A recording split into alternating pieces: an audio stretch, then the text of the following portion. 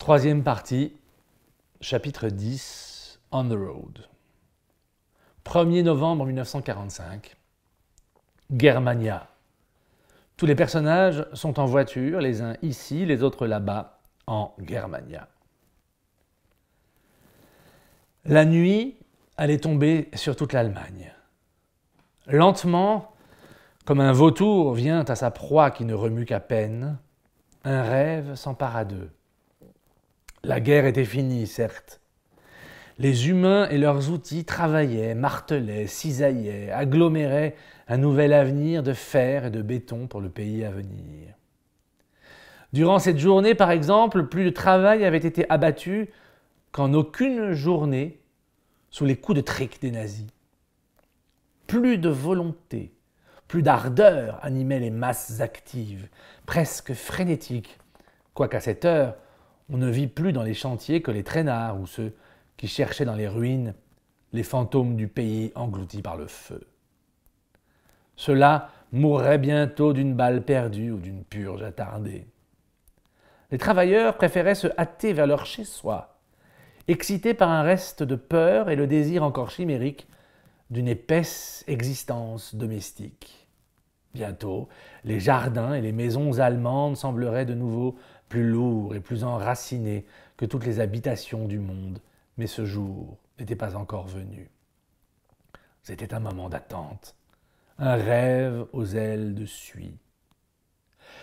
Par un sombre paradoxe, en ce moment de torpeur, tout se vit mieux et s'éprouva. Quelle machine animait cette transe laborieuse, alors qu'il n'y avait plus ni Führer ni empereur, seulement des armées étrangères d'occupation, des Anglais avec leurs Indiens, des Français avec leurs Sénégalais, des Américains avec leurs Noirs, plus de race aryenne, quel était le nouveau ressort? Les forêts et les territoires nourrissaient-ils un amour suffisant de la patrie, puisque les villes n'étaient plus pour le moment que des décharges de caillasses? Une force obscure comme la terre, agglomérée comme l'étagement des sols, épaisse et indéchiffrable comme les polders et comme les granites de la Frise, leur langue, l'allemand, avait été hurlé dans toutes les terres d'Europe, cartographiait une terreur qui vociférait en germain.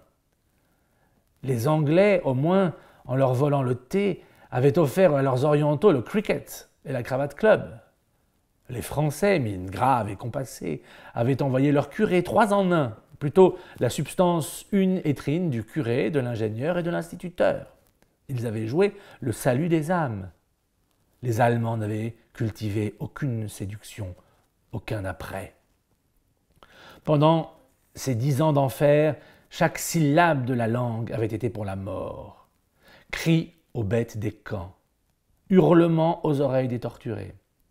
Avant cela, ça avait été la rudesse des grands timides, craintive la langue allemande. Elle n'avait gagné de hauteur sur les terres d'Europe qu'au prix des imprécations de Luther, qui lui offrant une religion épurée, la faisait admettre au concert des puissances. 16 siècles, elle avait été barbare. Luther traduisit la Bible et prétendit la comprendre. La langue allemande put se croire l'idiome des savants. Note de bas de page, numéro 14. Quant à l'anglaise, elle n'avait pas eu ses tourments. Abattardie, aux grandes dames de Tolkien par Guillaume, elle avait traîné sa carcasse anglo-normande jusqu'à ce qu'à son tour, elle se fît une religion à fondement matrimonial, non pour devenir savante, mais pour rédiger de juteux testaments. Voilà pourquoi d'ailleurs Madame Austin avait été la plus grande philosophe d'Angleterre.